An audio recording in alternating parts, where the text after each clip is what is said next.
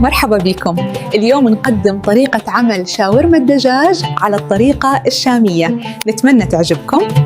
المقادير: كيلو صدور دجاج مقطرة شرايح صغيرة، 3 معالق كبيرة زبادي، 2 معلقة كبيرة خل، عصير ليمونة، 3 معالق كبيرة زيت نباتي، 3 فصوص ثوم مهروس، معلقة صغيرة بابريكا، معلقة صغيرة كركم، معلقة صغيرة كمون، نص معلقة صغيرة قرفة، ونص معلقة صغيرة فلفل أسود، والملح حسب الرغبة. اخلطي جميع مكونات التتبيلة في وعاء، ثم أضيفي شرائح الدجاج وقلبي جيداً حتى تتغلف تماماً.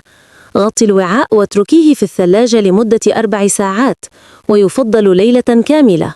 سخني طاسة على نار متوسطة مع القليل من الزيت. أضيفي الدجاج المتبل وقلبيه حتى ينضج ويأخذ لوناً ذهبياً شهياً.